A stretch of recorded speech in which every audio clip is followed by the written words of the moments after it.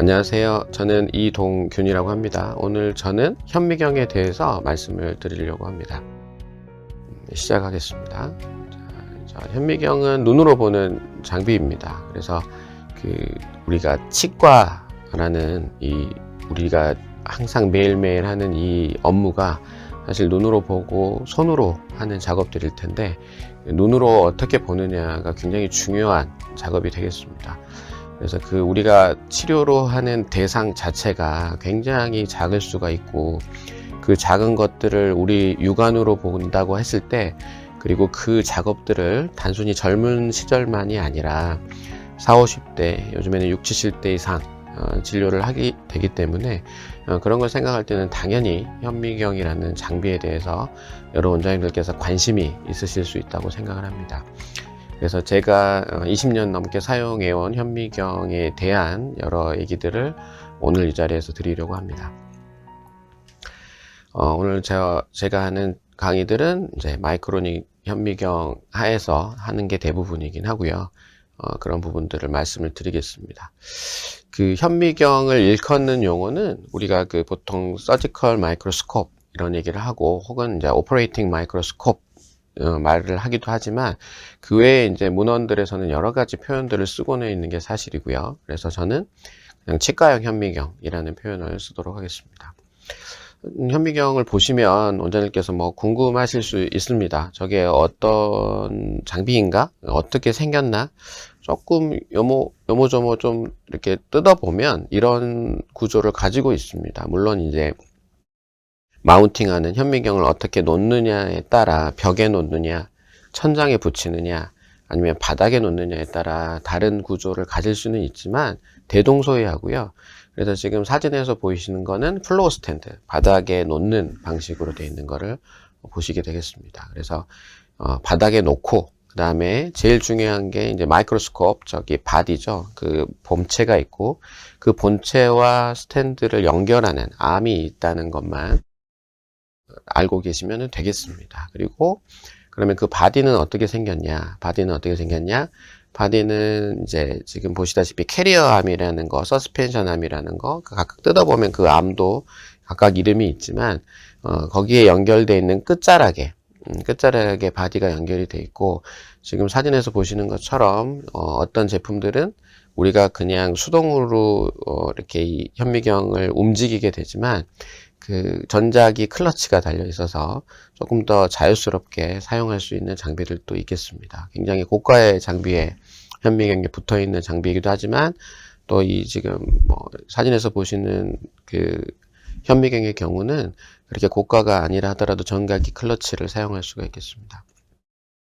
바디의 경우는 이렇게 생겼습니다. 우리가 흔히 보는 현미경의 모습이기는 한데, 조금 디테일하게 봤을 때는 큰 차이가 또 있다고 할 수 있겠습니다. 그래서 맨 오른쪽에 보시면 우리 눈으로 보이는 접안 렌즈가 있고, 그 옆으로 제일 아래쪽에 보시면은 대물 렌즈가 있어서, 그 대물 렌즈를 통해서, 그리고 우리가 접안 렌즈를 통해서 우리 환자의 치아나 여러 구강 조직들을 관찰할 수가 있겠습니다.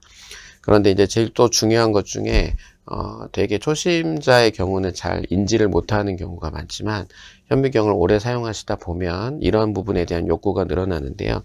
대물 렌즈에서 접안 렌즈까지의 거리, 그 거리가 충분히 길어야 또 우리가 진료하는 데 있어서 어려움이 없거든요. 그래서 또 길고 그게 자유롭게 움직이는 게 또 중요합니다. 그래서 그런 부분에 대해서 욕구를 충족시켜주는 에르고 헤드 같은 것들, 얘도 틸터블이 돼야 되는 거고, 또 오른쪽 왼쪽으로 움직이는 것들, 그런 것들을 지금 사진에서 보고 계시겠습니다.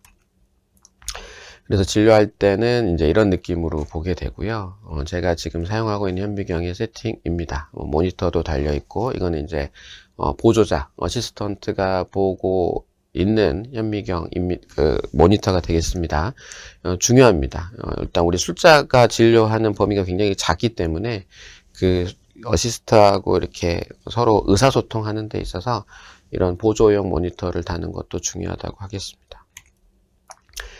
그럼 이제 현미경에 대한 궁금증 중에 하나씩 풀어보면, 왜 사용하지 않는가에 대해서 말씀드리고요. 또 왜 사용하는가 말씀을 드려보고자 합니다. 그러면 이제 일단 왜 쓰는가에 대해서 우리가 생각을 해보려면 이게 임상 결과를 향상시켜 주는가에 대한 답변을 해야 됩니다. 우리가 당연히 현미경을 쓴다는 게 그냥 막연하게 이거는 좋다더라라고는 하지만 막상 그걸 구입해서 사용하시는 분들은 흔하지는 않죠. 많지는 않아요. 아직까지 우리나라에서는. 그러면은 우리나라에서 이렇게 현 시점에서 우리나라에 왜 현미경이 필요할까를 고민을 해봤을 때 일단 진지하게 치과를 접근하는 원장님들께서는 일단 이게 정말 임상 결과도 향상시켜 주는가에 대해서 관심이 있으시리라고 봅니다. 뭐 여러 연구들이 있는데 아주 다양하거나 에비던스가 높은 연구들은 아직 많지는 않고 그나마 이제 2010년도에 나온 이 연구들을 봤을 때 현미경을 사용하면 더 효과적인가에 대해 다른 확대 장비와 비교, 최소한 루페 같은 것들과 비교를 한 것이죠. 근데 이제 안타깝게도 이 연구에서 찾아본 결과 이 확대 장비를 사용하거나 사용하지 않는 것이 과연 근관 치료의 결과에 영향을 주는가에 대한 연구는 확인이 되지는 않았고 RCT 연구는 확인되지 않았고 어떤 장비가 더 뛰어나다는 걸 제시하는 체계적인 평가는 아직 수행된 적이 없는 거죠. 그러니까 우리가 아직 잘 모른다.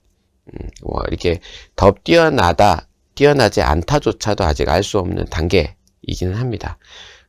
그럼에도 불구하고 우리가 현미경을 사용하는 데 있어서 많은 장점이 있다는 것을 알려주는 연구들도 있기는 한데요.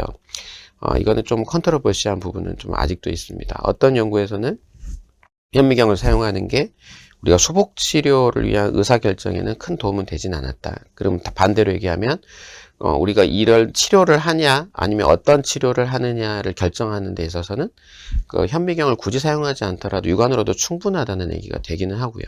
물론 더 디테일하게 들어갔을 때 뭐 크랙을 관찰하거나 하는 부분들은 당연히 또 현미경이 도움이 되는 부분은 있을 겁니다만 이 연구에서는 그랬다라는 얘기죠. 또 다른 연구들을 보면 또 다른 얘기를 하고 있습니다. 여기서는 이렇게 표현을 하고 있습니다. 의심할 여지 없이 현미경을 사용한 향상된 이 근간치료는 궁극적으로 우리 임상 능력을 훨씬 더 재구성할 수 있고 더 높은 수준의 치료를 할 수 있게 한다는 것이죠. 저는 이제 이 지점에서 굉장히 동의를 하고요. 제가 그 수십 년 동안 사용을 했던 20년 동안 사용했던 그 경험을 돌이켜 봤을 때 굉장히 동의할 수 있는 얘기라고 할 수 있겠습니다. 또 다른 이렇게 문헌을 찾아봤을 때 이런 얘기를 하고 있죠. 현미경을 사용하는 것은 모든 수복 테크닉에서 이 수복이라고 하는 거는 꼭 다이렉트를 얘기하는 건 아닐 겁니다. 인다이렉트, 우리가 흔히 라미네이트 세팅이나 크라운 세팅의 경우도 마찬가지고 교합 조정도 마찬가지고요. 이 굉장히 중요한 우리 치과 치료의 또 궁극적인 목표인 교합을 완성하는 데 있어서 굉장히 명백하게 우월한 결과를 계속 보여주고 이게 또 매일매일 사용하기 때문에 조용히 이 치료의 표준이 될 수가 있고 결과적으로 우리가 굉장히 정교한 치료를 할 수 있으므로 수복물의 수명조차 증가를 한다는 걸 우리가 알 수 있는 겁니다. 그래서 또 현미경과 루페는 이 현대 근간치료 술식을 시행하는 데 있어서 필수 불가결하고 중요하다라는 것을 2012년도에 미국 근간치료학회에서는 포지션 스테이트먼트에서 기록은 하고는 있습니다. 물론 현미경과 루페는 비교 불가입니다. 현미경이 훨씬 더 뛰어나다는 얘기죠. 보는 데 있어서는. 2007년도 미국의 근간치료학회 포지션 스테이트먼트를 보면 90%의 근간치료를 하는 사람들이 현미경이나 이런 루페 같은 것들을 사용을 하더라라는 얘기를 하고 있습니다. 그러면 벌써 2007년도면 지금이 어떤가요? 우리나라는 과연 어떤가 한번 돌아볼 수는 있을 것 같습니다. 현미경에는 굉장히 많은 장점이 있습니다. 거기에 대한 말씀을 드려보고자 합니다. 지금 이제 2021년도에 버드 등의 이 문헌을 봤을 때 이 현미경은 확실성을 증가시킨다고 기록을 하고 있습니다. 확실성을 증가시킨다. 이거는 무슨 말이냐? 우리가 이 와동을 깨끗하게 하고 우식을 제거하고 깨끗하게 정리하는 걸 얘기를 하는 거죠. 형성하고 피니싱을 하고 팔리싱을 한다. 그리고 모든 각 단계에서 그 세부 사항들을 컨트롤하고 내가 그걸 검증할 수 있다는 거죠. 그렇기 때문에 굉장히 이 치료가 성공할 수 있다는 자신감이 우리가 있는 상태로 이 치료에 처음부터 접근할 수 있게 해줍니다. 내가 이거는 굉장히 중요한 부분이라고 저는 생각을 하는 게, 굉장히 동의를 하고 이 말에 대해서 굉장히 표현이 잘 되어 있다고 생각을 합니다. 우리가 육안으로 하는 거하고 비교가 되는 거죠. 우리가 굉장히 매일매일 하는 치료에서 육안으로 진료를 하고 있지만, 우리가 얼마나 확실성을 갖고 진료를 하느냐에 대한 부분은 또 한번 검토해 봐야 된다고 생각을 합니다. 왜냐? 우리는 항상 육안으로밖에 진료를 하지 않았기 때문에 이 현미경으로 검증을 해본 적이 없잖아요. 그렇다고 하면 육안으로 진료를 우리가 하기만 했기 때문에 내가 하는 진료가 굉장히 확실성 있고 성공적으로 하고 있다고 판단을 하실 수도 있겠지만, 이거를 내가 만약에 현미경으로 검증을 해봤을 때는 어떤 식으로 또 나에게 다가오는가를 한번 검토를 해보셔야 된다고 저는 생각을 합니다. 그 지점에서 봤을 때는 저는 분명히 확실하게 얘기 드릴 수 있는 건, 현미경의 사용은 분명하게 나의 치료에 대한 성공에 대한 자신감도 줄 수가 있고, 또한 확실성을 증가시킨다는 거에 이 문헌을 빌어 전 말씀을 드릴 수 있겠습니다. 이 부분을 짚고 넘어가 보겠습니다. 여기 문헌에 적혀 있는 내용이긴 하지만 여기도 여기 굉장히 동일하고요. 무조건 육안보다 향상된 시야를 갖게 됩니다. 그래서 정확하게 치료가 가능을 하고 결과적으로 치료의 질이 전반적으로 향상이 된다는 것을 느낄 수가 있습니다. 그리고 이제 최소 침습 치료, 여기에 관심이 있는 원장님들도 상당히 있는 걸로 알지만, 최소한으로 치아를 이렇게 제거를 하는 거죠. 근데 이거는 경조직뿐만이 아니라 연조직도 마찬가지입니다. 그리고 최종 교합을 확인할 때도 굉장히 시간이 절약이 되죠. 정말 내가 원하는 지점만을 제거를 하거든요. 그리고 인체공학적인 진료 자세, 치과 의사한테 좀 더 편안함, 그리고 이 치료에 대한 동기부여도 되고요. 왜냐면 잘 보이니까 나는 정말 치료를 잘해줄 수가 있는 겁니다, 환자에게. 그리고 보조자와 의사소통이 정말 확실하게 될 수 있죠, 모니터를 통해서. 그리고 의원성 손상을 피할 수가 있다. 예를 들면 우리가 사랑니 발치를 한다라고 했을 때 우리가 환자에게 동의서를 받지 않습니까? 그 동의서에 적혀 있는 수많은 내용들이 사실은 의원성 손상이 의한 거일 가능성들도 있을 수가 있죠.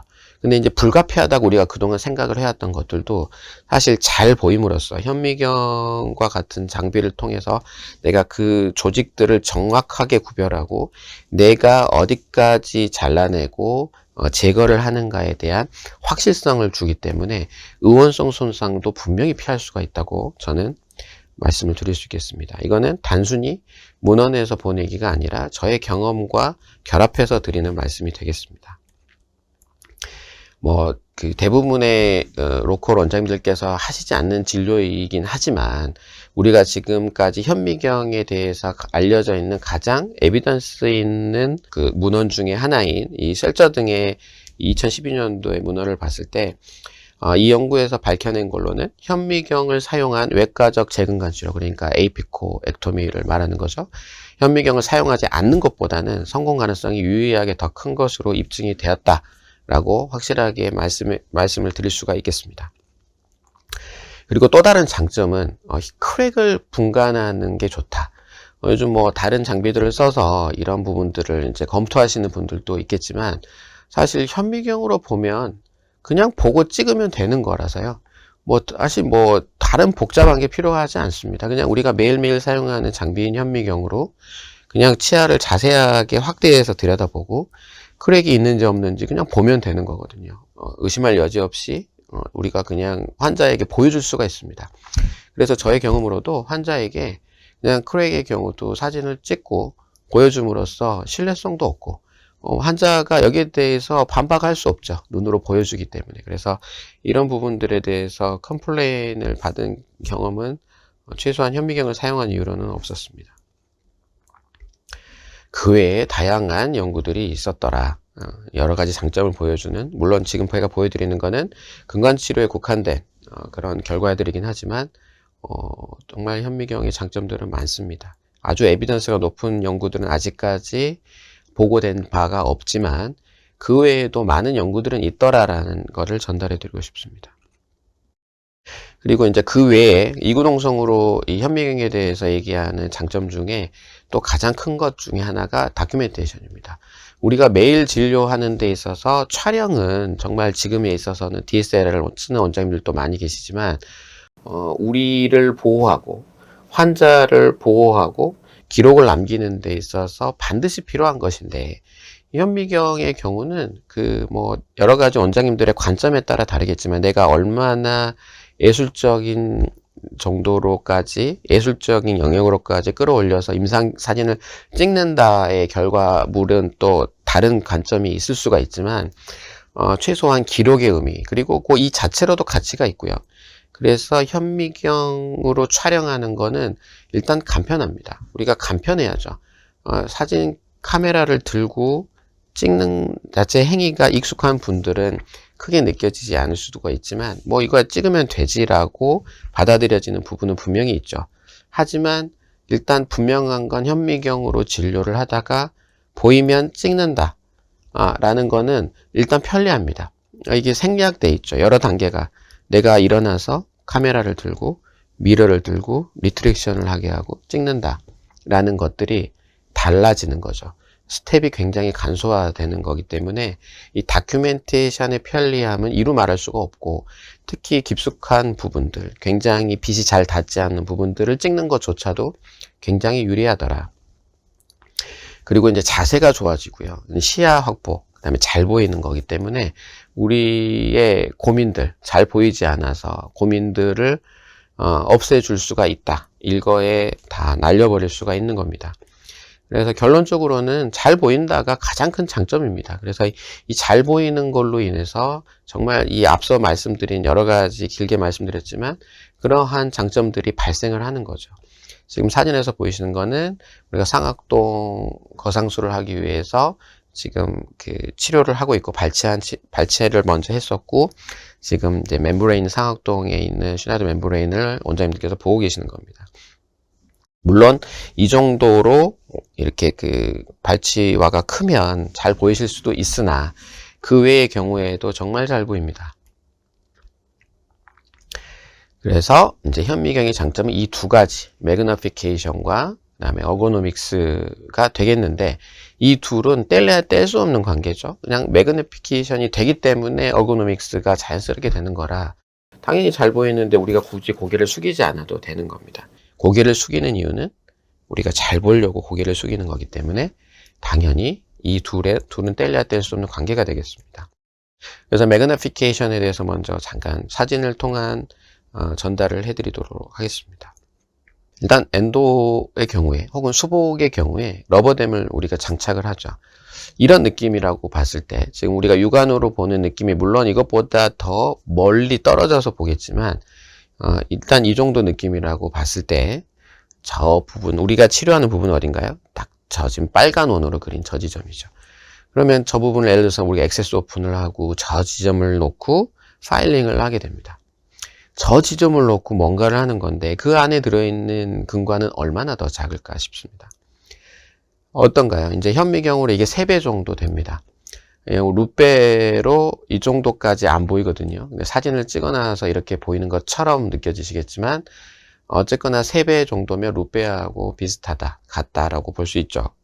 그랬을 때 지금 원장님들께서 사진으로 보이시는 이 화면에서 보는 사진으로 보이시는 이 시야는 제가 근관 치료를 현미경으로 할 때 그 시야 그대로입니다. 그러니까 사진이 아니라는 거죠. 그냥 단순한 사진으로 찍힌 게 아니고 이 정도 느낌을 항상 보면서 근관 치료를 제가 하고 있는 겁니다. 그러면 무슨 의미를 갖느냐? 굉장히 잘 보인 상태로 근관 치료를 하는 거기 때문에 우리는 더 확실성을 갖고 더 정확하게 진료를 할 수 있게 되는 겁니다. 자연스럽게. 어려울 게 없는 거죠. 근관 치료가 쉬워질 수가 있고, 그럼 5배. 너무 쉬워지죠. 8배. 8배. 이건 단순히 사진을 확대한 게 아니고, 정말로 이 현미경의 배율을 올려가면서 진료를 하는 거죠. 12배, 19배, 20배 이상까지도 옵션에 따라서는 가능하고요. 이렇게 진료를 하면 어떨까요? 아까 육안으로 보시는 느낌하고는 어마어마한 정보량의 차이가 있는 거죠. 5배, 우리가 프랩을 하거나 이렇게 근관을 찾거나 저 작은 근관들을 찾을 때 12배, 지금 이런 느낌, 10배 이상의 접근. 어떤가요? 이 사진에 보이시는 게 단순한 사진이 아니라는 사실. 우리는 이 현미경을 보면 이 지금 원장님께서 화면에서 보이는 그 자체로 진료를 하게 됩니다. 그리고 자세도 이렇게 좋아질 수가 있죠. 어고노믹스. 어떤가요? 지금 원장님들께서 흔히 어디 뭐 그냥 지나다니다가 진료실을 지나다니다가 스태프들만 보셔도 이런 느낌으로 진료를 하고 있지 않습니까? 2009년도에 보면은 이제 인체공학자라는 직업도 있으신 것 같더라고요. 제가 문헌들을 찾아보면 이분들의 연구를 봤을 때 우리 치과에 대한 연구도 잘 이루어져 있는데 뭐 우리나라뿐만이 아니겠죠. 고급 동서를 막론하고 전 세계적으로 다 치과에서는 이렇게 진료를 합니다. 육안으로는 이렇게 할 수밖에 없지 않습니까? 심각한 문제죠. 그 왼쪽에 보시면 제가 육안으로 했을 때를 보는 거고 가운데는 루페, 맨 오른쪽은 현미경입니다. 자세히 차이점들이 확연하게 보이시는 거죠. 어느 쪽이 더 목 디스크가 올 것 같은 자세인지 보시고요. 우리의 근골격계 질환을 야기하는 치료, 우리 진료 자세가 되겠습니다. 그 스마트폰이 굉장히 대중적으로 사용화되면서 벌써 2014년도니까 약 12년 전에 약 이렇게 이루어졌던 연구들인데 그때 사회적인 꽤 이슈가 됐었던 걸로 기억을 합니다. 스마트폰을 사람들이 이렇게 들여다보는 자세 때문에 이런 연구가 이루어진 건 사실이지만 어떤가요? 우리가 뉴트럴 자세, 우리가 중립 자세로 있을 때 우리의 중력 방향으로 가장 잘 저항하면서 편안하게 우리 고개를 유지하는 자세가 될 텐데 맨 오른쪽처럼 우리가 흔히 45도 이상으로 60도 이상 구부리게 되면 우리 경추에 받는 그 무게는 거의 한 5배에서 6배 이상의 무게를 감당을 해야 되는 거고 이게 단순히 일시적인 게 아니라 10분 이상, 30분 이상도 된다는 거죠. 그러면 우리가 그 진료 시간 내내 이걸 감당을 해야 되는 거고 우리의 근무 시간 동안 아침에 출근해서 퇴근할 때까지 이런 것들을 감당을 한다는 건 쉬운 일이 아닙니다. 머리가 구부러지면 당연히 머리를 이렇게 유지하기 위해서, 무게를 유지하기 위해서 이 우리 목 뒤에 이 근육들이 굉장히 스트레인을 발생을 하고 있고요. 그래서 맨 왼쪽처럼 우리가 뉴트럴 포지션으로 진료를 하면 좋겠지만 눈에 잘 보이지 않기 때문에 크게 보기 위해서 당연히 고개를 구부리게 되는 거고요. 그래서 보면 가운데처럼 이렇게 고개에 굴곡이 일어난다고 볼 수 있겠습니다. 근데 이게 단순히 앞뒤의 문제만은 아니고 이게 이제 입체적으로 구부려질 수도 있다는 사실을 원장님들께서 잘 알고 계실 겁니다. 그래서 이제 또 추가적으로 뭐 추천되는 것 중에 하나가 이렇게 팔걸이가 있는 스툴에 대해서 얘기가 되고 있고요. 현미경을 사용하실 때는 반드시 또 이런 스툴을 쓰시라고 안내를 해드리고 있습니다. 그래서 이제 이런 근육들의 긴장도를 봤을 때 이 팔걸이가 있는 상태로 진료를 할 때와 안 할 때 차이는 지금 그래프로 보시듯이 이 빨간색으로 보이는 거는 일단 서포트가 없을 때와 다음에 서포트가 있을 때는 노란색으로 보이는 것, 이 근육의 긴장도의 차이는 굉장히 많이 있다라고 볼 수 있겠습니다. 그래서 이렇게 팔걸이가 있는 의자를 꼭 쓰실 수 있도록 진료할 때 이렇게 팔걸이가 있는 의자를 쓰면 굉장히 안정적으로 우리가 근육을 수축하지 않고 손을 내려놓은 상태로 할 수 있는 거죠. 그리고 이 자세로 하려면 사실 매그니피케이션이 돼야 된다는 것입니다. 현미경의 장점에 대해서 그래도 어느 정도 가능한 경험에 의해서만이 아니라 그래도 많은 다른 사람들의 얘기, 모든 것들을 결합해서 그래서 가능한 근거 있게 말씀을 드리려고 노력을 했고요. 현미경의 브리프 히스토리를 간단하게 뭐 이런 것도 궁금해 하시는 원장님들도 계시기 때문에 전달을 해볼까 합니다. 보면 이제 굉장히 간략하게 뭐 렌즈의 렌즈는 이제 17세기에 뭐 이렇게 개발이 됐다고는 하는데 사실 뭐 굉장히 투명한 유리를 1세기에 로마에서 만들었다고도 합니다. 13세기에 이제 안경이 만들어졌고, 그 외에 이제 우리가 흔히 얘기하는 컴파운드 마이크로스코프이 1590년도에 만들어졌습니다. 굉장히 유명한 얀센 부자가 이런 걸 만들었다고 얘기가 되고 있고요. 그 다음에 이제 현미경은 당연히 이제 1608년도에 지금 만들어졌고, 그 외에 이제 그 이후에 뭐 로버트 훅이나 뭐 루베네코 같은 분들이 이제 이 현미경을 자작을 해서 만들어서 이 다양한 조직들이나 여러 가지 것들을 발견을 하였습니다. 구조도를 자세하게 관찰을 해서 다양한 걸 발견을 하였던 역사적인 사실들이 있죠. 근데 이제 이런 거는 이제 옵틱스에 대한 얘기고, 그 다음에 이제 우리가 흔히 얘기하는 오퍼레이팅 마이크로스코프, 즉 현미경이죠. 그냥 우리 의료용으로 사용하는 현미경을 봤을 때 처음에 이 귀의 이비인후과에서 사용한 이 귀 수술을 위해서 사용한 게 1922년도라고 합니다. 그 외에 이제 오퍼레이팅 마이크로스코프를 1953년도에 처음으로 상용화된 것들이 나오기 시작을 했고, 그 다음에 이제 치과용으로는 처음에 이제 제안이 됐던 게 1981년도였습니다. 아포테커 등이 한 연구가 문헌에 실려 있고요. 그 다음에 1989년도에 셀든 등이 이제 근관치료용에 의해서 현미경 사용에 대한 얘기를 했고, 그래서 우리 지금 보시는 그런 이 근대적인 치과용 현미경은 90년도 이후에 사용이 됐다고 보셔도 무방하겠습니다. 맨 왼쪽처럼 보이는 거는 굉장히 기본적인 형태의 현미경이지만 중간에 프리즘이 없기 때문에 우리가 눈을 굉장히 힘을 많이 주어서 봐야 되는 단점이 있겠습니다. 무의식적으로 저렇게 근육에 힘을 주다 보면 우리가 굉장히 눈에 피로를 많이 느끼는데 저런 현미경은 굉장히 간단한 형태의 현미경이라서 흔히 기공소에 가보시면은 보실 수가 있겠습니다. 하지만 좀 더 고가의 현미경들은 중간에 프리즘이 들어있어서 저렇게 눈을 똑바로 바라보면서 좀 가까이 있는 물체를 입체시로 볼 수 있게 해줍니다. 그래서 우리가 흔히 생각하는 이 컴파운드 현미경 혹은 이제 커먼 메인 오브젝트를 갖고 있는 그 대물 렌즈가 하나로 되어 있는, 이 접안 렌즈는 두 개지만 대물 렌즈가 하나로 되어 있는 입체적인 시야를 제공하는 현미경은 오른쪽과 같은 구조를 갖고 있는데, 그런 게 우리가 사용하는 치과형 현미경과 굉장히 대동소이한 구조가 되겠습니다. 지금 1981년도에 아포테커 등이 이렇게 제안했던 현미경이었는데, 이런 걸 가지고 이렇게 진료를 할 수 있다라는, 근간 치료를 할 수 있다라는 거에 대한 제안들이었고요. 그 당시에 이제 비디오 카메라 같은 게 달려 있었던 걸로 보이고, 그렇게 찍혔던 사진들입니다. 그리고 이제 지금 보면 굉장히 결과적으로 이렇게 브리프 히스토리도 말씀드리긴 했지만 굉장히 우리가 현미경을 사용함으로써 얻을 수 있는 큰 특징들은 이 두 가지 단어로 요약할 수 있다고 저는 생각을 합니다.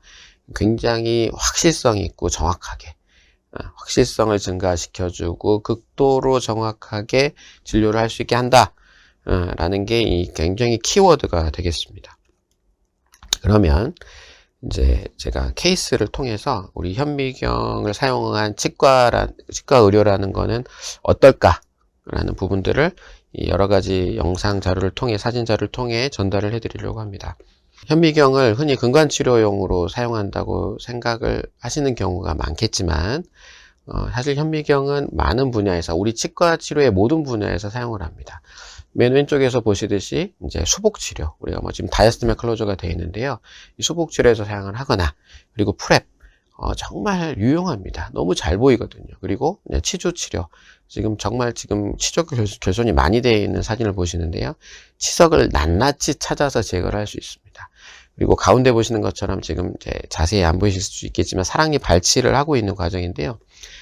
어떻게 절단을 하고 매복치아를 절단을 하고 하는 것들이 이 연조직에 블리딩이 되고 있기 때문에 잘 안 보이는 경우도 있겠지만, 경조직도 치조골과 치아의 구별이 확실하게 보이고, 연조직이 어느 시점까지 되는지 것들을 눈으로 직접 보면서, 단지 감으로 하는 게 아니라 보면서 정확하게 해낼 수 있다는 게 또 현미경을 사용하는 장점이 되고요. 뭐 교정이 무슨 현미경을 보고 할 필요가 있느냐. 그런데 이거는 봐봐야 합니다. 우리가 루페를 보고 이 브라켓을 붙여보신 분들이라면 이해를 하시겠지만, 이걸 자세하게 보면서 한다는 게 얼마나 우리에게 몰입감을 제공을 하는가, 이 집중할 수 있게 하는가에 대한 얘기가 되겠고요. 그 다음에 뭐 지금 소아치과 치료도, 뭐 유치에 대한 치료도 지금 사진을 보시겠지만, 유치에도 MB2가 있고요. 정말 잘 보면서 할 수 있습니다. 환자가 러버밴 걸고 컨트롤만 된다면 현미경을 보고 진료하는 데 있어서 아무런 문제가 없다. 뭐 임플란트 수술도 저도 한 10여 년 동안 임플란트 수술을 현미경을 보면서 하고 있지만 너무 도움이 많이 된다 라고 전달해 드리고 싶습니다. 그래서 지금 예를 들어서 지금 이 6번, 16번을 열어봤는데 결국에는 이제 발치를 하는 걸로 결정이 돼서 지금 치료를 하는 거를 보실 수가 있겠습니다. 발치를 하는 걸 먼저 보여드리는데요. 정말 심플하게 하죠. 물론 이제 경험 많고 정말 잘하시는 분들 능수능란하게 육안으로 잘 깔끔하게 하시지만 단순히 이제 우리 테크닉의 문제가 아니고 그냥 누구나 확대해서 보이기 때문에 이렇게 손쉽게 할 수 있는 거고요. 그 다음에 이제 이 영상의 경우는 제가 굉장히 여러 해 전에 찍은 거라 지금은 제가 쓰고 있지 않는 방식대로 수술을 하고 있는 모습이지만 어찌됐든 이런 느낌으로 수술을 합니다. 단순히 그냥 영상 촬영을 위해서 하는 게 아니고요. 제가 보고 있는 시술하는 시야 그대로를 지금 원장님께서 보고 계시는 겁니다. 원장님께서 정말 한번 평소에 하는 임상에서의 그 느낌하고 오버랩을 시켜보시면 이렇게 확대를 해서 보면 얼마나 진료가 쉬워질까 라고 전달이 좀 되었으면 하고 이 영상을 지금 제가 이 강의에 넣었습니다. GBR을 하고요. GBR 방법도 여러 가지가 있을 거고 수술 방법도 정말 여러 가지가 있겠지만 그냥 이제 이런 느낌으로 한다라는 거를 전달을 해드리고 있는 거고요. 그래서 플랩 같은 것들 컨트롤하기 혹은 이제 본을 컨트롤하거나 아니면은 이제 드릴링을 한다던가 그런 지점들이 모든 것들이 확실하게 내가 컨트롤할 수 있다 라고 전달을 해드리고 싶고 이렇게 픽스처가 들어가는 것들도 그렇고 그 외에 GBR의 경우도 정말 세심하게 할 수 있습니다. 본을 막 이렇게 흐트러뜨리지 않고 내가 원하는 지점에 싹 갖다 놓는 것들 그리고 저렇게 좀 세심하게 컨트롤할 수도 있고요. 물론 이런 거 없이 굉장히 빨리 좋은 결과를 내는 수술을 하시는 분들도 너무 많이 계실 테지만 저는 이제 그런 얘기를 드리는 건 아니고 매일매일 일상적으로 하는 진료에서 내가 그냥 좀 더 잘 보면서 하는 걸로도 정말 굉장히 큰 혜택을 얻을 수 있다는 말씀을 드리고 싶은 거죠. 그렇습니다. 그리고 이렇게 좀 심플한 케이스인데 보시면 요즘에 이제 미니멀리 인베이시브 최소 침습으로 수술을 하는 것들에 대해서 또 얘기가 많이 되고 있는데요. 단순히 티슈 펀치로 저렇게 구멍을 내고 단순히 그 티슈 펀치로 구멍을 낸 걸 통해서 진료를 하는 겁니다. 근데 이제 물론 육안으로도 잘 하실 수 있지만 이게 감이 많이 작용이 되는 거고요. 간접적인 방법으로 뭔가를 체크하거나 할 수가 있는데 지금의 경우는 제가 이제 저 티슈 펀치로 뚫린 고작 한 4mm 정도 이내의 구멍을 통해서 진료를 할 수가 있는 겁니다. 그래서 지금 드릴링을 하는 걸 보시고요. 상악동 건상술을 하고 있습니다. 소켓 리프트를 하고 있고요. 그래서 지금 하는 거는 드릴링을 하는 과정이고요. 그거를 일일이 지금 편집을 했지만 드릴링과 드릴링 사이에 이 안쪽을 제가 직접 들여다보고 확인할 수가 있고요.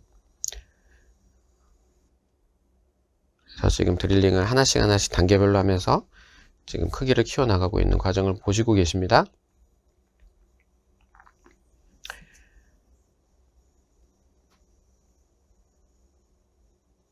지금 가능한 이제 제가 실제로 임상하는 거를 전달을 해 보려고 이제 이렇게 영상들을 지금 보여드리고 있습니다. 원장님들께서 지금 내가 진료를 이렇게 해본다라고 봤을 때 한번 여기에 한번 몰입을 해주시면 어떨까 싶습니다. 이런 느낌인 거죠. 원장님께서 평소 할 때 어떻게 하시나요? 상악동 지금 10번 때 하시려면 고개를 우리가 이렇게 숙이고 하지 않습니까? 쉽지 않죠. 이걸 수술을 반복해야 되니까 또 빨리 끝낼수록 또 우리가 몸을 덜 상하겠지만 저는 지금 이렇게 똑바로 뉴트럴한 자세로 수술을 하고 있는 거거든요. 저는 원장님들이 조금 더 이렇게 행복하게 좀 더 건강한 자세로 좀 더 오랫동안 할 수 있으면 더 좋지 않을까요? 또 잘 보이고요.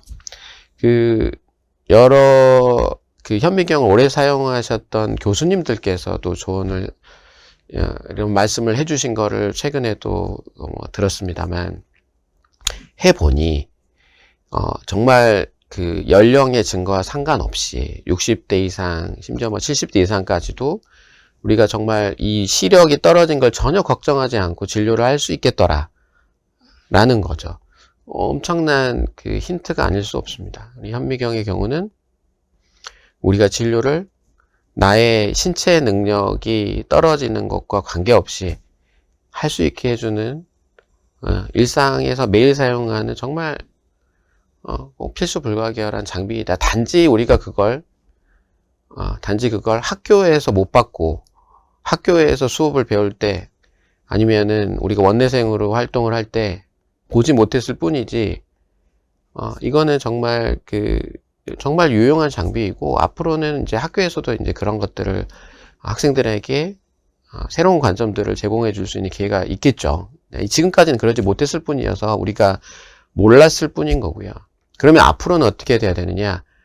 우리가 지금 세대도 달라졌고 100세 시대라고 얘기를 하고 그러면 언제까지 일을 우리가 좀 더 건강하게 할 수 있느냐를 봤을 때 저는 현미경이 정말 필수 불가결한 장비가 될 것이다 라고 예상을 하고 있습니다. 물론 저의 경험도 뒷받침돼서 말씀을 드리는 거고요. 지금 영상에서 보시듯 이런 느낌으로 우리가 제가 진료를 하고 GBR을 하고 충분한 GBR이 됐다고 판단을 해서 픽스처를 지금 들어가고 드릴링을 할 때 혹은 이렇게 픽스처가 들어갈 때 이런 것들의 그런 식립 각도 같은 것들도 충분히 익숙해지면 현미경으로도 컨트롤 가능하다. 그리고 지금 보면은 본의 위치 같은 것들을 제가 직접 지금 만져보지만 눈으로 확인을 할 수가 있습니다. 지금 하고 마지막으로 이제 힐링을 연결하는 것을 보실 수가 있겠습니다. 그래서 이런 과정들이 그냥 현미경상에서 다 이루어지는 겁니다. 근데 그때 자세는 우리는 어떻게 되느냐? 그냥 이렇게 똑바로 편안하게 앉아 있는 거죠. 고개를 숙이지 않고 이렇게 기울이지 않고 편안하게 이렇게 진료를 한다 라고 원장님들께 전달을 해드리고 싶은 겁니다. 그렇게 해서 이렇게 식립이 되었다 라는 거죠. 정말 간단한 케이스지만 괜찮습니다. 우리가 해볼 수 있어요. 항상 현미경을 통해서 해볼 수 있다. 스크류를 제거한 이렇게 간단한 처치들도 우리가 물론 이런 걸 해결하는 키트들도 있지만 그냥 우리 체어사이드에서 바로 그냥 손을 뻗어서 스케일러로 이렇게 제거할 수도 있는 겁니다. 그래서 정확하게 플랫폼을 건드리지 않고 뭔가 조치들을 해볼 수도 있는 겁니다. 그 다음에 이제 인다이렉트 레스토레이션, 정말 큰 장점이 있는 이 지점인데요. 현미경을 사용했을 때 정말 많은 거를 들여다볼 수가 있습니다. 지금 부위를 떠나서 전치부냐 소구치냐 대구치냐 부위를 떠나서 지금 이제 30번대의 대구치 프랩을 하는 걸 보고 계시는데요. 이게 그냥 너무 잘 보입니다. 지금 이제 중요한 지점은 다시 또 얘기를 하지만 원장님께서 지금 보시는 게 단순히 영상을 제가 찍고자 하는 게 아닙니다. 영상을 찍고자 하는 게 아니고 그냥 제가 진료를 하는 시점에서 지금 보고 계시는 거거든요. 그대로 보고 계시는 겁니다. 그래서 우리가 지금 여기서 느낄 수 있는 거는 뭐냐? 원장님께서 지금 평소에 하는 진료를 한번 오버랩에서 한번 그 느낌을 오버랩에서 한번 봐보시면 좋을 것 같은데요. 내가 이 진료를 할 때 지금 영상에서 보이는 만큼 보이면서 진료를 한다면 어떨까? 라는 거죠. 이거는 단순히 영상이 아니라 그냥 제가 진료하는 시약 그 자체인 거기 때문에 원장님께 뭔가 힌트를 드릴 수 있을 것 같습니다. 지금 보면 미러로 보고 이제 육안으로 볼 때는 저런 부분이 굉장히 또렷하게 보이지 않거든요.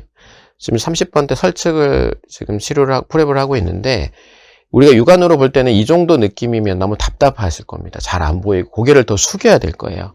그러나 현미경으로 보실 때는 저 정도만 보여도 우리는 충분히 몰입해서 정확하게 진료를 할 수 있습니다. 놓치지 않을 수 있어요. 그래서 이제 현미경의 장점이 되는 건데요. 이게 잘 보인다는 게 얼마나 많은 장점들을 가져오는지 저는 이제 현미경을 이렇게 좀 스터디해 보면서 많은 걸 보고 많은 걸 느꼈습니다. 그리고 많이 놀랬죠. 이 잘 보인다는 것 자체로 이렇게 많은 장점들이 도출이 될 수 있느냐. 그만큼 우리가 다루는 대상이, 우리가 치료할 때 다루는 대상이 육안으로 컨트롤하기에는 쉽지 않을 만큼 작더라라는 얘기를 드리고 싶은 겁니다. 육안에 보이지 않는 것들이 너무 많더라. 지금 보시면 지금 디스탈 쪽 프랩을 하고 있죠. 7번 디스탈.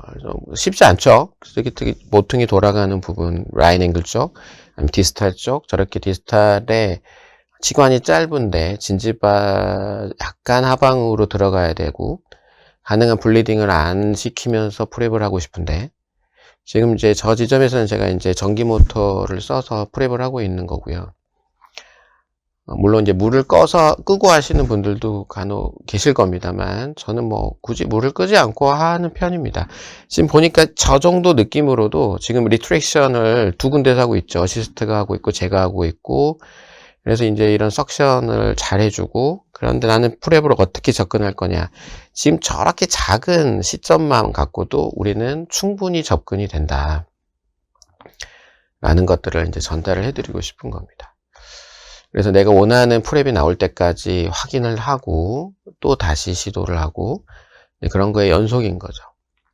물론 이제 교합을 또 확인을 하고 이제 이런 프랩에 대한 관점들은 원장님들마다 다 다르실 거기 때문에 이제 그런 걸 봐달라고 말씀드리는 건 아니고 이제 현미경으로 하는 시점이 어떤가 이런 느낌이다. 이렇게 할 수 있다. 충분히 매일매일 하는 진료를 이렇게 할 수 있다라고 저는 전달을 드리고 싶습니다. 저렇게 세세하게 살펴볼 수 있어요. 전혀 고민하지 않아도 되고요. 전혀 고민하지 않아도 되고 진료를 할 때 우리는 저런 느낌으로 할 수 있다. 팔리싱도 해보고 시간이 나면 팔리싱을 못할 때도 많습니다만 그렇습니다. 이런 느낌으로 저는 하고 있습니다. 네, 전달을 해드리고 싶고요. 그 다음에 이제 다이렉트 레스토레이션. 무지 우리가 레진 치료를 이렇게 현미경을 보면서까지 해야 되느냐라고 생각하실 수도 있지만 이제 말씀드렸듯 우리가 확실성을 증가하고 정확도를 증가한다라는 측면에서 저는 항상 지금 보시듯 러버댐을 걸고 모든 레진 치료는 서비컬을 제외하고는 다 러버댐을 걸고 현미경을 보면서 하고 있습니다. 서비컬도 현미경을 보면서는 하죠. 그래서 진료를 이렇게 해보고 있습니다. 여러 가지의 많이 부족한 면도 있지만 지금 이렇게 해보려고 노력을 하고 있고요. 이런 시도들을 지금 수년간 계속 해오고 있습니다. 도움은 많이 되고 있고요. 그 다음에 이제 여기서 전달은 안 되지만 정말 예상치 않은 상황들이 많이 발생을 하죠. 왜냐하면 처음에 계획했던 것만큼의 상태가 아닌 경우들이 꽤 있죠. 우식을 제거하다 보면 갑자기 다른 지점에서도 나오기도 하고 예를 들면 지금 이제 흔히 10대의 소아에서 6번이 맹출할 때 이렇게 우식을 동반하는 경우가 많이 있죠. 맹출하면서 동반이 돼서 저렇게 많이 치관이 파괴된 경우. 그러면 요즘에 이제 바이탈 펄프 세라피를 하고 그다음에 수복을 합니다. 그래서 이제 크라운을 하기가 어렵기 때문에 SS 크라운을 하실 경우도 있겠고 여러 가지 테크닉들을 쓰시는 걸로 압니다만 저 같은 경우는 레진으로 저렇게 보강을 하는 방법을 선택을 합니다. 이왕이면 뭐 레진으로 빌드업을 저렇게 해주면 환자가 조금이라도 더 사용을 하실 수 있겠죠. 못해도 완전히 맹출되는 몇 년의 기간 동안만 잘 유지될 수 있다고만 해도 저는 충분히 뭐 성공적인 치료가 될 수 있다고 생각을 하고요. 물론 이제 이런 정도의 치료하는 거에 대해서 뭐 다른 의견을 갖고 계시는 분들도 있겠지만, 저의 경우는 뭐 이렇게 우리가 피니싱, 팔리싱 잘 해주고 충분히 교합을 형성해주면 정말 우리가 원하는 지점까지의 그 성공은 할 수 있더라 라고 생각을 합니다. 서비컬 어브렌전도 마찬가지입니다. 뭐 이것도 하나의 일례의 예시인데요. 우리가 보통 지금은 뭐 4, 5번을 지금 하는 걸 보시지만 6, 7번 같은 경우도 접근이 그렇게 어렵지는 않습니다. 현미경을 보면. 물론 4, 5번을 할 때보다 7번까지는 힘들 때도 있지만, 그래도 뭐 충분히 육안으로 하는 것보다는 훨씬 손쉽게 접근할 수 있죠. 이런 걸 우리가 매일같이 하는 건데 어떤가요? 조금 더 손쉽게 하면 좋지 않을까 싶고요. 빌드업을 하고, 그 다음에 저렇게 저 같은 경우는 현미경으로 저렇게 빌드업을 하면 거의 피니싱 팔리싱 시간을 거의 뭐 필요가 없습니다. 왜냐면 딱 우리가 원하는 지점까지만 그 레진을 빌드업을 하기 때문에 굳이 뭐 이렇게, 특히 진제바 쪽은 아예 건드리지도 않거든요. 저 같은 경우는 그냥 블레이드로 이렇게 살짝 다듬어내고 그 남아있는 과잉 이렇게 어데시브를 걷어내는 정도로만 조치를 합니다.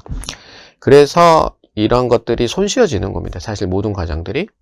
지금 보시다시피 우리가 예상치 못한 그런 와동의 형태들이 발생을 하는데, 이런 것들도 그래도 현미경을 보면서 하면 우리는 잘 접근할 수가 있다고 저는 전달을 해드리고 싶었습니다. 그리고 흔히 이제 원장님들께서 이제 그 현미경 하면 떠오르는 이미지, 근간 치료죠. 우리가 엔도돈틱 트리트먼트를 할 때 저렇게 근간이 보이지 않는 경우에서 많이 시간을 소모를 하고요.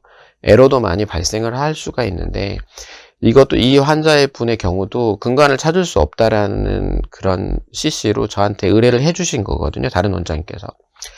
어떤가요? 지금 잠깐 몇 초간의 영상이긴 하지만, 몇십 초간의 영상이지만 지금 굉장히 좁은 근간을 지금 넓혀놨단 말이에요. 하이스피드로 저 정도로 우리가 육안으로 할 수 있겠느냐? 물론 할 수도 있지만 아마 치수광절을 많이 프랩을 해버릴 수도 있고, 내가 원치 않은 방향으로 프랩을 할 수도 있는데, 현미경을 보면 정말 내가 원하는 지점만 제거를 할 수 있다는 게 큰 장점이 되겠고요.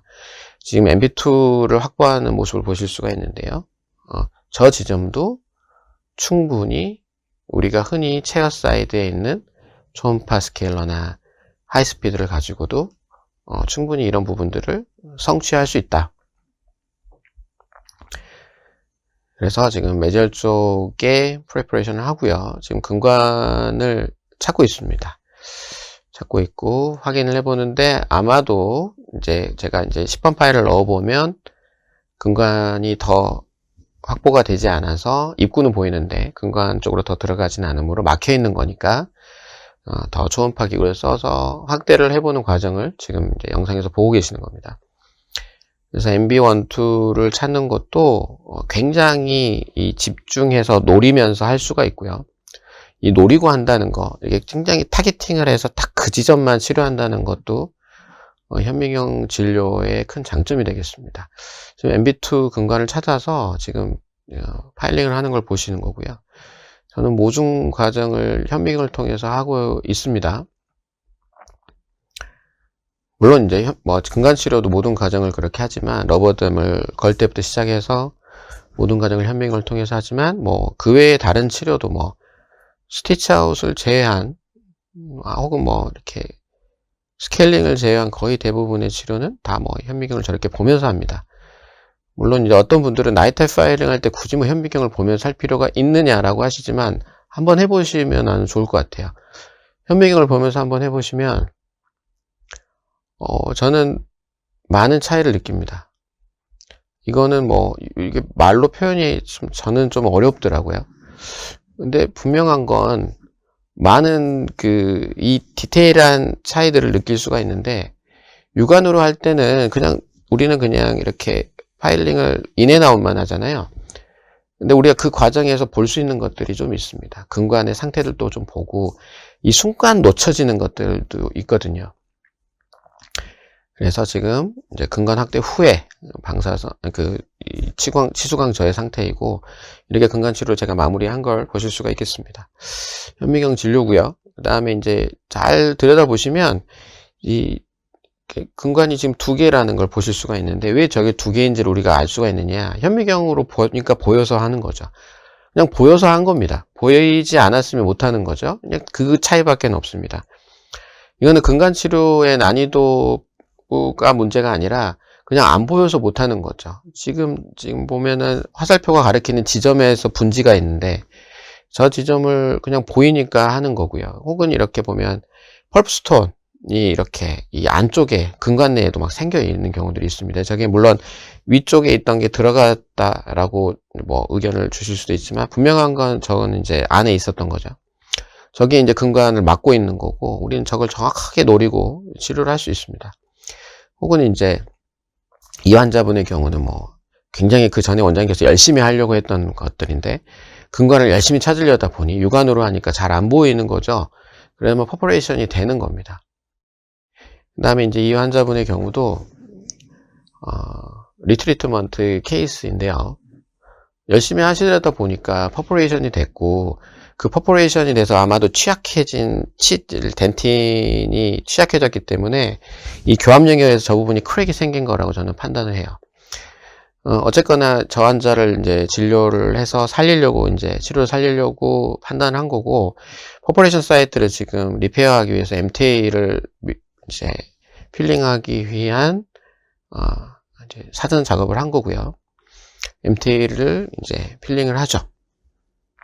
근데 저걸 육안으로 하고, 아직 채우는 것까지는 되죠. 채우는 것까지는 되는데, 저 다음에 이제 우리가 해야 될 게 근관을 또 찾아야 됩니다. 근관을 찾아야죠. 거의 한 1mm 정도 간격인데, MTA를 안 건드리고 할 수 있느냐? 할 수 있습니다. 현미경을 보면 할 수 있어요. 그래서 저렇게 찾아서 했다라는 거고, 이거는 누구나 이제 현미경을 보면 이러한 난이도의 치료들을 그래도 할 수 있는 거고요. 일단 보시면은 지금 매니지먼트를 또 할 때도 굉장히 디스토링구얼 커넬이 이렇게 만곡이 심한 상태인데, 우리는 현미경을 보면서 해볼 수 있습니다. 그러니까 이제 아예 이 시각 자체가 육안으로 보는 시각하고 다른 관점이 될 수도 있습니다. 현미경을 좀 오래 사용을 하다 보니 느껴지는 것들인데요. 그냥 관점 자체가 좀 달라진다고 저는 느껴요. 현미경을 들여다보는 순간 이 좀 새로운 세상이거든요. 이거는 육안으로 보는 것보다 많은 정보, 굉장히 디테일하면서도 풍부한 정보를 제공이 되고요.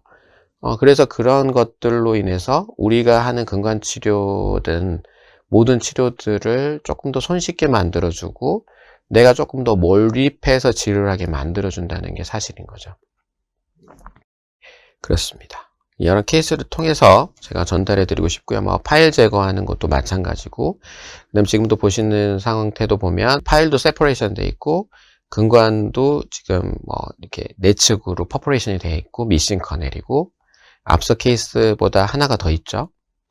그래서 그걸 다 이렇게 다 컨트롤합니다. 한 1mm 정도 간격으로 있는 이런 문제들을 내가 하나씩 컨트롤 다 할 수가 있습니다. 이것도 영상 한번 봐보시면 이런 느낌인 거죠. 그래서 뭐 내가 저런 사진 엑스레이를 딱 찍었는데 환자분이 저런 상태였다. 원장님들은 어떤 선택을 하실까 싶어요. 물론 이제 뭐 발치하고 임플란트가 최선일 수도 있지만 이런 방식도 있는 거죠. 근데 이거를 왜 어려운 문제인가 과연 꼭 어렵지만 않은 문제일 수도 있는 거죠. 지금 보면 파일을 제거하는 순간 퍼스가 이렇게 디스차지 되는 거 보실 수가 있는데, 환자분이 엄청나게 아프셨겠죠. 그러면 우리가 물론 발치를 통해서 이걸 해결할 수도 있는 거겠지만, 이 환자분의 치아를 하나 잃는 거죠. 하나를 잃는 거기 때문에 이거는 굉장히 철학적인 문제일 수도 있고 가치관의 문제가 될 수도 있겠지만, 그거를 우리가 현미경을 통해서 극복할 수 있게 해준다고 저는 전달을 해드리고 싶은 거죠. 그래서 지금 미싱된 근관을 찾아보고, 퍼포레이션 된 사이트를 막아보고, 퍼포레이션 된 사이트는 저런 경우는 굳이 뭐 MTA가 아니라 하더라도 뭐 그냥 근관이 하나 더 있다고 생각하고 하는 거죠. 이렇게 해서 뭐 한 차례가 아니라 여러 차례 근간 치료를 하고, 이 환자분이 여러 해라도 좀 더 사용을 하고 그 다음에 내가 임플란트로 간다고 해도 이거는 정말 우리에게도 크게 손해보지 않는 선택이 될 수가 있는 겁니다. 그 통계를 제가 찾아봤는데, 제가 통계를 한번 이제 추정을 해봤어요. 통계를 직접 찾아서. 그러니까 우리나라의 그런 그 통계청이 있죠. 그래서 그 통계하는 부분들을 우리 의료 통계를 하는 사이트가 있는데, 정부에서 제공하는 사이트입니다. 그 통계를 찾아보면 근간 치료를 받는 환자의 숫자가 그 지금 우리나라 인구 통계하고 비교를 해보면, 퍼센트를 해보면 5%, 우리나라 인구수의 5%가 근간 치료를 받고 계시거든요. 그러면 그 5%의 환자분들, 그러면 100명에서 5명은, 인구의 5명은 근간 치료를 받는다는 얘기인데, 이거 어마어마한 수치 아닙니까? 그 중에서도 또 빠져나가는 환자들이 있죠. 발치하고 임플란트 하는 환자들은 거기에 또 들어있지 않기 때문에, 우리는 얼마나 이 가치를 갖고 진료를 하는가.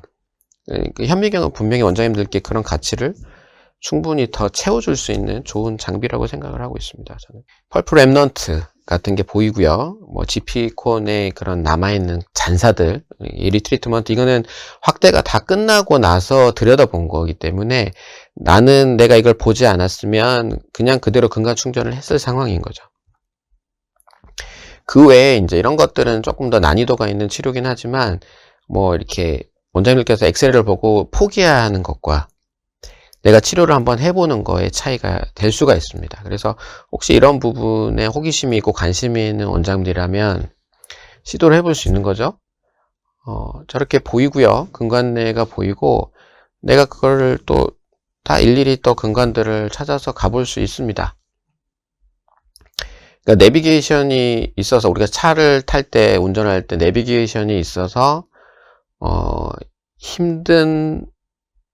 내가 한 번도 가보지 않은 힘든 곳, 가기 힘든 곳들을 쉽게 찾아서 가는 것처럼 가볼 수 있는 용기가 생기는 거죠. 그냥 내비게이션 목적지 찍고 가보는 겁니다. 뭐 현미경도 마찬가지로 엑스레이를 봤어요. 그냥 목적지 찍고 가는 거죠. 저는 그렇게 좀 비유를 좀 해보고 싶네요. 충분히 가능한 부분이라고 보고요. 그렇게 해서 제가 지금 저 파일을 넣는 것도, 예를 들어서 그걸 감으로 넣으면 힘들거든요. 1mm 간격으로 이렇게 뭐 패스를 생각해서 넣었다 뺐다 이렇게 시도를 하는데, 그냥 미러를 보고 정확하게 내가 파일을 내가 원하는 지점에 딱 꼽을 수가 있죠. 내비게이션하고 뭐 다를 거 있나요? 그래서 원장님께서 지금 육안으로 보았을 때의 시점과 지금 영상에서 보이는 거는 제가 이제 치료하는 시점 그대로, 그래서 근간 3개를 지금 확대를 하고 충전도 하고 해보는 겁니다. 뭐 그렇게 뭐 난이도가 많이 올라가지 않거든요. 훨씬 난이도를 줄여주는 역할들을 하고요. 근간 충전을 해봅니다. 자, 됐죠? 충전이 됐습니다. 이런 느낌이죠. 그래서 엑스레이 보면 이런 느낌으로 마무리가 되겠습니다. 언유절 아나토미들도 우리가 이렇게 시도를 해볼 수 있다.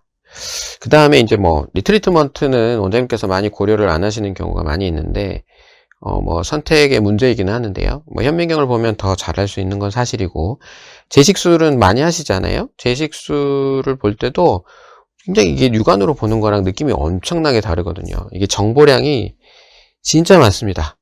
정말 자세하게 보면서 이거 내가 해결할 수 있습니다. 아마 제식술을 하고도 원장님께서 많이 실패를 경험하실 수가 있는데요. 현미경을 보면 조금 더 그런 걸 줄일 수 있지 않을까. 크레투스, 환자와의 관계에 있어서도, 그리고 우리를 보호하는 측면, 환자를 보호하는 측면에서도 크레투스를 이렇게 우리가 기록하고 진단하고 치료하는 데 있어서 정말 많은 도움이 된다라고 전달해드리고 싶고요. 가끔 이렇게 이제 수술을 하러 들어갔는데 크랙을 확인하는 경우들이 종종 있습니다. 발치해야죠. 그 다음에 이제 보철물의 뭐 이렇게 상태를 평가할 때, 이렇게 지금 굉장히 미세한 부분을 익스플로러로 물론 확인을 할 수도 있지만, 또 이게 쉽지 않을 때도 있고요. 또 이런 부분들을 우리가 간과할 때도 있고, 혹은 그렇다고 하더라도 사진 기록을 지금 통해서 뭐 보철 물을 만들어준 기공소와 이렇게 의사소통을 하는데 사용할 수도 있고요. 시멘 제거 어떤가요? 의외로 남아있는 경우들이 있고, 특히 임플란트 보철도 마찬가지인데, 일단 시멘을 제거하는 것도 용이할 수 있다. 잘 보이니까요. 그리고 이제 교합 조정의 경우도 원장님들께서 뭐 크게 굳이 교합 조정을 현미경으로 하나라고 느낄 수도 있지만, 이걸 한번 해보시면 이 정보량 또 얘기를 드리지만 큰 차이를 느껴지고요. 물론 우리가 이제 텍타일 센세이션을 통해서 이제 과교합 같은 것들도 체크를 하지만, 이 환자분의 경우도 지금 하이퍼 센시티비티가 와서 진단을 받는 상황이고, 그럼 제가 이제 콜드 테스트를 통해서 이제 문제가 있는 치아를 발견을 했고요. 그 다음에 과교합의 경우도 물론 텍타일 센세이션으로 확인을 하지만, 이제 저렇게 현미경으로 보면 그 치아의 움직임이 정확하게 또 보입니다. 그리고 이제 저렇게 교합 조정을 할 때도 내가 원하는 지점만 놓고 이렇게 싹 프랩을 할 수가 있는 거고요. 사소해 보이고, 물론 육안으로도 충분히 더 많은 진료를 잘 해주시는 원장님들이 너무 많다는 것도 저도 잘 알고 있고, 저도 굉장히 이제 사소한 부분이긴 하지만, 이게 매일매일 우리가 하는 것들이고, 이럴 때 우리가 이 환자를 위해서 해줄 수 있는 게 뭐냐? 조금 더 덜 만지고, 해소시켜 줄 수 있는 것들. 그래서 현미경을 보면서 하면 조금 더 유용하다라는 지점을 이제 전달을 해드리고 싶은 겁니다. 이 교합 조정도 이렇게 하고 있습니다. 그래서 이제 요는 그렇습니다. 모든 진료에 사용하는 장비라는 겁니다. 그리고 우리를 조금 더 오랜 기간, 100세 시대에 우리가 60세, 70세까지도 지금 근무를 원하시는 원장님들이 지금 늘어나고 있는 걸로 아는데, 현미경은 우리의 신체 능력의 저하, 육안, 눈이 안 보이고 그런 것들, 시력이 떨어지는 부분들을 굉장히 보완을 해줘서 아무런 우리의 진료의 퀄리티를 전혀 떨어뜨리지 않고 진료를 할 수 있게 해줍니다. 확실하게 말씀드릴 수 있고요. 이제 간단한 팁들, 이제 케이스까지 말씀드렸고, 간단한 팁들을 보시면, 기구들은 현미경에 맞는 것들을 사용을 하게 되십니다. 마우스 프랍이 큰 데고요. 이제 가능한 하면 이제 고정돼 있고 환자가 갑작스럽게 움직이지 않는 걸 피하기 위해서 마우스 프랍도 흔히 잘 써주시면 좋고요. 러버댐 중요합니다. 엔도뿐만이 아니라 수복 치료도 마찬가지고, 수복 치료라는 거는 다이렉트뿐만이 아니라 인다이렉트의 경우도, 물론 크라운 세팅은 다르지만 라미네이트 세팅이나 인레이, 온레이 세팅들도 러버댐 하에서 하시는 게 도움이 됩니다. 근데 번거롭게 느끼실 수 있죠. 안 써보시면 번거로운데요. 이런 것들은 스태프들 교육을 통해서 충분히 위생사들이 잘 해낼 수가 있고, 원장님께서는 거기에 숟가락만 얹으시면 되는 부분이고, 이렇게 접근을 하는 거죠. 이렇게 안전하고 조금 더 결과가 좋게 진료를 할 수가 있고요. 그다음에 현미경을 볼 때 가능한 오른쪽과 같은 프론트 서피스 미러를 사용하시는 게 도움이 되고요. 프론트 서피스 미러의 사이즈는 여러 가지가 있는데, 저는 왼쪽과 같은 것들을 주로 사용을 합니다. 우리 보통 쓰는 덴탈 미러의 사이즈죠. 오른쪽 같은 것들도 판매를 하는 걸로 알고 있는데, 어쨌거나 또 프론트 서피스 미러로는 리트랙션을 하지 않는 게 좋습니다. 스크래치가 많이 생기고 있고, 그 다음에 이제 현미경 시술에 맞는 기구들 중에 이제 커팅 인스트루먼트들이 중요한데요. 이렇게 핸드피스를 쓰더라도, 물론 더 작은 사이즈 핸드피스를 쓰시는 경우들도 있지만, 저는 굳이 그럴 필요는 없다고 생각하고, 더 작은 사이즈의 핸드피스를 쓰실 거면 그냥 오른쪽과 같은 그냥 울트라소닉 기구들을 쓰시는 게 도움이 된다고 보고요. 그 다음에 이제 엔도 전용의 팁들, 우리 국산 제품들을 쓰시는 것도 좋습니다. 훨씬 더 저렴하고 외산에 비해서. 그래서 이렇게 다양한 기구들이 있다라고 말씀을 드리고 싶고요. CPR 팁, 굉장히 오래전부터 사용해왔던 거고, 그 다음에 키스 팁, 이거는 이제 수술할 때, 에이피코 할 때 사용하시는 거고, 파일을 제거할 때 쓰는 걸로 올해 출시됐던 테라우치 파일 리트리버 킷 같은 경우, TFRK, 이러한 제품들도 있습니다. 그래서 이런 것들도 원장님께서 써보시는 것도, 만약에 내가 현미경을 쓰는데 이런 좀 더 재미가 있는 거죠. 나는 이런 진료까지 해볼 수 있어. 그래서 현미경을 쓰실 때는 이런 전용 기구들을 쓰시는 게 도움이 됩니다. 그래서 이렇게 프랩을 하고, 그 다음에 이런 울트라소닉 기구를 사용을 하고, 안에 파일도 제거해보고 그러는 거죠. 재미가 있습니다. 현미경이 주는 이득, 일단 애기 치아는 상황 등에 최선으로 대응하게 해준다라는 게 이제 저의 주장이고요. 다음에 이제 말씀드렸듯이 이거는 이제 저뿐만이 아니라 이 현미경을 사용하는 많은 분들이 이 문헌상으로도 정리해두고 많이 이렇게 언급하는 내용들이죠. 인체공학적으로 좋은 자세. 우리가 더 건강하게 진료를 할 수 있는 것들, 정확하게 진료를 하고 진료 기록에 용이하고 다큐멘테이션, 그 다음에 환자의 이득이 정말 결과적으로는 가치 있는 일이 될 겁니다. 그리고 현미경을 사용을 하면 환자분들의 시선이 달라진다고 느껴요. 환자가 믿습니다. 우리를 믿고 또 우리가 환자에게 전달할 때 요즘에는 잘 안 쓰는 표현이긴 한데 굉장히 뭐 하이테크다, 뭐 첨단이다라고 얘기를 할 수 있는 거죠. 왜냐? 아직은 현미경을 쓰는 치과들이 많지 않기 때문에 차별화를 가져올 수 있다 라고 생각을 합니다. 다 끝났는데요. 이제 이러한 격언들은 흔히 많이 들으실 겁니다. 우리는 보는 것만 치료할 수 있고요. 이게 현미경 진료에 바로 적용이 되는 말입니다. 그래서 많은 진료들을 하시면서 원장님들께서 좀 더 해피하게 진료를 하시기를 저는 좀 바라고 있습니다. 바라고 있고요. 마지막으로 이거는 티코 브라헤라는 사람이 있는데 시력이 너무 좋았어요. 그래서 그 당시는 망원경을 쓰지 없었던 시절이고 많은 관측 결과를 남겼고, 이분이 물론 많은 관측 결과를 남기기만 했지만 이제 이후에 이제 요하네스 케플러가 이분의 제자인데 그 관측 결과를 물려줬거든요. 그래서 이제 그런 걸 갖고 통계를 내서 케플러의 법칙 같은 것들을, 유명한 법칙들이 지금도 내려오고 있지만, 사실은 이 티코 브라헤는 눈으로 관찰을 했지만 이건 특별한 사람이잖아요. 자신의 신체 능력을 가지고 진료를 한 관측을 했던 거니까. 그러면 이거 보편적으로는 어떻게 접근을 해야 되느냐? 사실 갈릴레오 갈릴레이처럼 접근을 해야 되는 거고, 이분의 경우는 이제 망원경을 썼던 사람이고요. 그래서 정말 위대한 발견을 할 수 있는 거죠. 육안으로 한 것보다 훨씬 더 위대한 발견을 하는 거고, 지금도 보면은 우리가 망원경을 보내서, 천체 망원경을 우주로 보내서 정말 놀라운 발견을 하는 시대 아닙니까? 똑같지는 않겠지만, 우리도 치과 영역에 있어서 정말 다른 시야각을 확보를 할 수 있습니다. 육안으로 우리가 관찰을 할 때와 현미경으로 관찰을 하면서 진료를 한다라는 거는 정말 특별한 경험이 될 수가 있고, 이런 특별한 경험을 원장님께서는 매일 하실 수가 있는 거죠. 저는 그런 부분들을 좀 전달해 드리고 싶었고요. 오늘 경청해 주셔서 감사합니다.